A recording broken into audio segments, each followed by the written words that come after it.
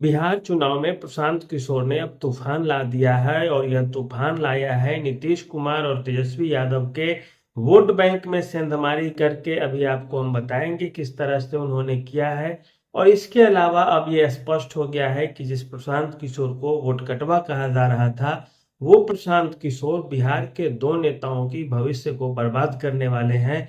और वो दो नेता हैं नीतीश कुमार जी और तेजस्वी यादव। और ये कैसे, ये आप अब यहाँ पे समझिए। सबसे पहले आपको बता दें कि 51 प्रत्याशियों की जो लिस्ट जारी की गई जनसुराज के द्वारा, उसके माध्यम से जनसुराज वालों ने ये स्पष्ट कर दिया है कि हम बिहार की सत्ता किसको सौंपने जा रहे हैं। और दूसरी चीज, जनसुराज का वोट बैंक क्या होगा। अब तक जो कहा जा रहा था कि 10%, 8% वोट बैंक जनसुराज का है, प्रशांत किशोर का है, और ये दूसरे चिराग पासवान बनने जा रहे हैं। वो प्रशांत किशोर अब खेल करते हुए दिख रहे हैं और सीधे सीधे नीतीश कुमार का जो वोट बैंक है, अति पिछड़ा वोट बैंक, उसमें सेंधमारी की पूरी कोशिश कर रहे हैं प्रशांत किशोर। इसके अलावा आपको बता दें, तेजस्वी के लालटेन का तेल चुवाने का भी काम प्रशांत किशोर ने शुरू कर दिया है। आपको बता दें कि प्रशांत किशोर सीधे सीधे मुसलमानों के वोट को अपनी ओर खींचने के लिए तरह तरह के पैंतरे अपना रहे हैं। आज जो 65 प्रत्याशियों की लिस्ट जारी कर दी गई है, उसमें से एक ऐसे वकील भी थे जो भागलपुर दंगा का मुकदमा लड़ रहे थे। वो झा जी हैं, अर्थात ब्राह्मण जाति से आते हैं, लेकिन उन्होंने मुसलमानों का केस लड़ा है पूरी जिंदगी भर। उनके पास कई सारे लोग पहुंचे, विश्व हिंदू परिषद के, आरएसएस के, बजरंग दल के, क्या आप हिंदू होकर क्यों मुसलमानों का केस लड़ रहे हैं। तो ऐसे में उन्होंने स्पष्ट कहा कि ये पेशा है और हमें ईमानदार रहना है। और ये बातें हम नहीं कर रहे हैं, ये बातें प्रशांत किशोर ने प्रेस कॉन्फ्रेंस के दौरान कही है कि ये हमारे मुसलमानों के मुकदमा लड़ने वाले वकील हैं, भागलपुर दंगा का केस लड़े थे, हमने इनको टिकट दिया है। अब ये मुसलमानों के बीच में क्या संदेश जा रहा है कि मुसलमानों की जितनी आबादी है उसके अनुसार प्रशांत किशोर और जनसुराज वाले टिकट बांट रहे हैं, मुसलमानों को अपनी ओर आकर्षित कर रहे हैं और मुस्लिम समुदाय के लोग पर्याप्त संख्या में वोट दीजिए। जैसे तेजस्वी यादव भूमिहारों को टिकट दे करके ये संदेश दे रहे थे कि भूमिहार समाज हमसे जुड़े, हम आपके नेता को भेज रहे हैं टिकट लेकर, सिंबल लेकर, तो इसका कुछ प्रभाव पड़ता हुआ दिख रहा है। तो वही हाल मुसलमानों का भी है। तेजस्वी एक तरफ से प्राप्त करेंगे तो दूसरी तरफ से खोने के लिए भी तैयार बैठे हैं। और जिस दिन मुसलमान तेजस्वी की पार्टी से निकल गए, उस दिन तेजस्वी यादव का जो जनाधार होगा वो चिराग पासवान से भी कम जनाधार हो जाएगा। क्योंकि यादव कुछ सीमित इलाकों में ही बहुलता के साथ हैं, लेकिन चिराग पासवान का वोट बैंक पूरे बिहार में छिटा हुआ है, छितराया हुआ है। अब इसके बाद आपको दूसरी जगह ले चलते हैं, नीतीश कुमार के वोट बैंक की तरफ।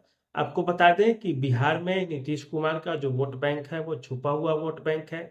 छोटी छोटी जातियां हैं, जैसे बरई जाति के लोग हैं, जैसे सुनार जाति के लोग हैं, जैसे हजाम जाति के लोग हैं, जैसे कुर्मी जाति के लोग हैं, जैसे हलवाई जाति के लोग हैं। तो ये अति पिछड़ी जातियां हैं जिसको नीतीश कुमार ने क्लासिफाई किया है।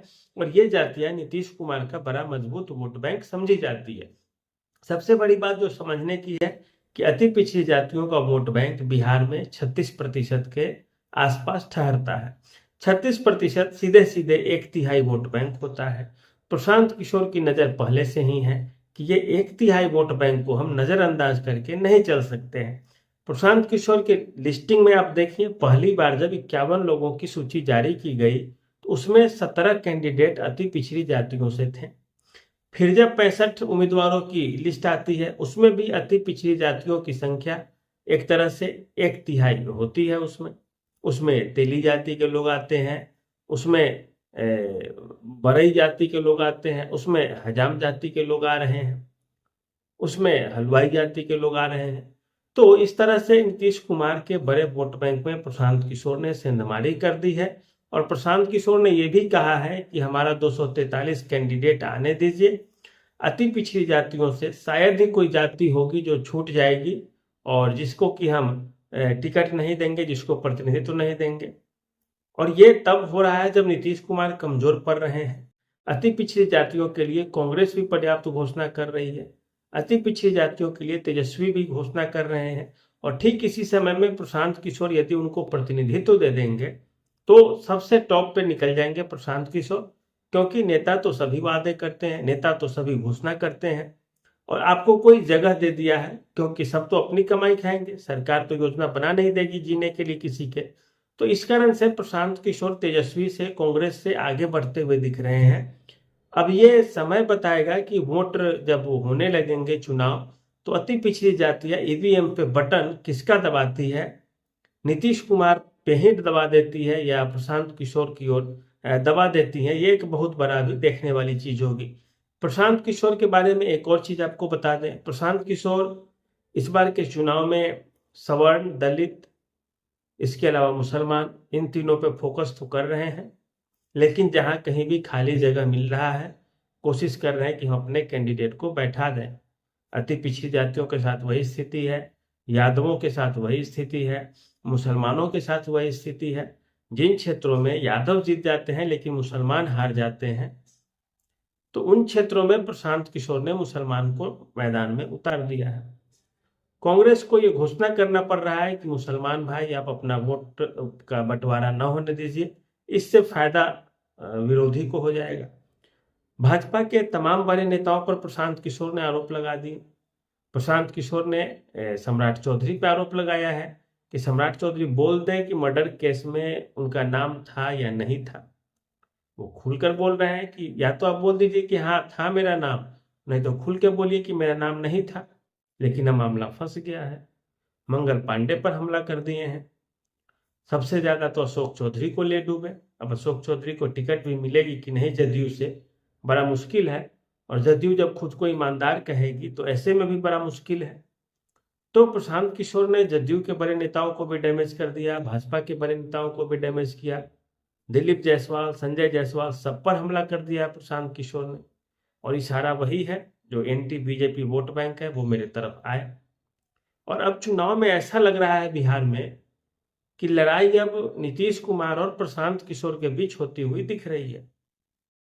भाजपा पे हमला करके, जदयू पे हमला करके, चिराग पासवान को अच्छा कह के, पप्पू यादव के बारे में चुप्पी साध के, कन्हैया कुमार को अच्छे कह के, तो प्रशांत किशोर ने जो युवाओं का वोट बैंक है खास करके लेने की कोशिश की है कि जो कन्हैया के समर्थक हैं वो युवा होंगे, जो नरेंद्र मोदी के समर्थक हैं वो युवा होंगे। तो उन सभी को अपनी ओर खींचो, क्योंकि बिहार में मोदी जी तो है नहीं, बिहार में कन्हैया कुमार तो बनने नहीं जा रहे हैं। तो आप सब मिलके आ जाओ प्रशांत किशोर की ओर। और प्रशांत किशोर का ये जो तकनीक और तरकीब है ये बड़ा जबरदस्त है। यही कारण है कि जिस प्रशांत किशोर को 6, 7, 8 सीटें जीतते हुए दिखाया जा रहा था, उस प्रशांत किशोर को अब तीसरे मोर्चा का सबसे प्रबल दावेदार कहा जा रहा है और उनको 30-40 सीटें अभी जीतते हुए दिखाया भी जा रहा है। और अब जब प्रत्याशियों की पूरी लिस्ट आ जाएगी 243, अब तो हमें लगने लगा है कि प्रशांत किशोर को 60-70 सीटें भी जीतते हुए देखा जा सकता है। आपको याद होगा जब रामविलास पासवान ने तीसरा मोर्चा खोला था, तो रामविलास पासवान मुस्लिम मुख्यमंत्री बनाने की बात पर अड़ गए थे और उस समय भी उनकी कोशिश थी कि मुसलमानों को का एक बड़ा वोट बैंक अपनी ओर कर ले, दलित और मुसलमान दोनों जब साथ हो जाएंगे तो लालू जी की राजनीति खत्म और लड़ाई बचेगी रामविलास पासवान और बीजेपी जेडीयू के बीच में। लेकिन वो तकनीक काम नहीं कर पाया, ये दुर्भाग्य की चीज है रामविलास पासवान के लिए। लेकिन अब प्रशांत किशोर उसी ढर्रे पे उतर गए हैं, लेकिन मुस्लिम मुख्यमंत्री की बात ये अभी नहीं कर रहे हैं। दूसरी चीज, अगर प्रशांत किशोर कल के डेट में दलित मुख्यमंत्री की घोषणा कर दे, दलित चेहरे की घोषणा कर दे, तो निस्संदेह स्वाभाविक सी चीज है कि दलित पर्याप्त संख्या में आपसे जुड़ जाएंगे, उनकी तरफ आकर्षित होंगे। लेकिन ये होता हुआ दिख नहीं रहा इस समय के चुनाव में।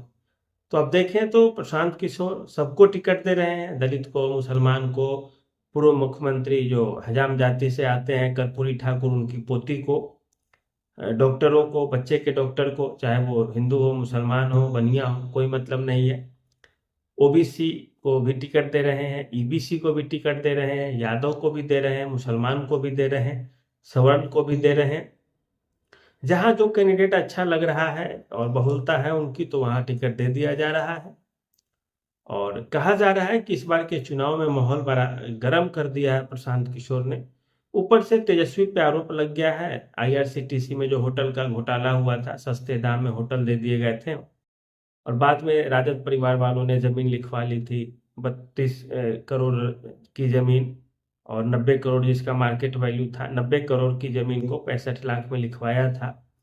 इस मामले में राजद फंस चुकी है, बदनामी हो रही, किरकिरी हो रही, और ग्राफ घट रहा है तेजस्वी का, और नीतीश कुमार का जहां का तहां बना हुआ है। तो प्रशांत किशोर वहीं से अब नोचने के फिराक में पड़ गए हैं कि लोग तो समझ रहे हैं तेजस्वी तो गए काम से, कि इसी को मदद करो कि ये कम से कम हरा दे, बिहार में बदलाव ला दे। दूसरी चीज, मजदूर तबका, महिलाएं, जो उनकी घोषणाएं हैं एटीएम बांट रहे हैं, उससे भी प्रभावित है। और ये खेल अब बिहार में बिगड़ता हुआ दिख रहा है, और 6 7 8 दिनों में और चीजें सामान्य सी हो जाएंगी और सारा चीज क्लियर कट हो जाएगा कि तैयारी कैसे चल रही है, निशाने पर कौन है, नंबर 2 कौन, नंबर 1 कौन। तो वो सारा अपडेट आपको हम देंगे। लेकिन ये जरूर है कि बिहार की राजनीति में प्रशांत किशोर ने जो आग लगा दिया है वो अब बुझने का नाम नहीं ले रहा है। यह अमेजन जंगल की आग की तरह है जो कई सालों को भस्म कर देगा, और उसमें जदयू भाजपा के भी कई बड़े चेहरे और बड़े नाम होंगे, और रहेंगे भी। आने वाले समय में नए नए नाम भी जुड़ेंगे कुछ कुछ। और नीतियों से हटकर के ये लड़ाई जो त्रिकोणीय फंसा है, वो अब बदलाव की बयार वाला भी एक मोर्चा खुल गया है। और इसके अलावा एक चौथा मोर्चा भी खुला है, ओवैसी साहब का, तेज प्रताप यादव का, पशुपति पारस का, और चंद्रशेखर का। तो सब मिलजुल के लड़ रहे हैं इस बार का बिहार चुनाव। लेकिन नीतीश कुमार से यदि अति पिछड़ी वोट बैंक का समापन हो गया, अति पिछड़ी वोट बैंक यदि नीतीश कुमार से खिसका और राजद से मुसलमान खिसके, तो नीतीश कुमार और तेजस्वी दोनों वो खल्ली हो जाएंगे। जो सरसों पेरा जाता है तो तेल कहीं और निकलता है, खरी कहीं और। तो मुसलमान छिटके तो लालटेन का तेल खत्म, और अति पिछड़ी जातियां खिसकी तो नीतीश कुमार की राजनीति खत्म। सारा का सारा लव कुश समीकरण धरा रह जाएगा, क्योंकि लालू जी की भी नजर आखिर कुशवाहा पे है, और कुशवाहा वोट इस बार बंटता हुआ दिख रहा है। कुर्मी वोट भले न बटे, और बटेगा भी नहीं। तो यही कहानी है कुल मिला के बिहार चुनाव की। और प्रशांत किशोर इस समय जबरदस्त मोड में आ रहे हैं, और प्रत्याशियों की जो सूची जारी किया है उसके माध्यम से और ज्यादा वो चर्चित हो रहे हैं और प्रसिद्धि पा रहे हैं। आने वाले समय में उम्मीद है कुछ और खबरें आएंगी तो अपडेट देंगे आपको, और प्रशांत किशोर भी धीरे धीरे आगे की ओर बढ़ते जाएंगे। बाकी पार्टियां क्या जवाब देती है देखिए। तो आज के लिए इतना ही रहने दीजिए। धन्यवाद, नमस्कार।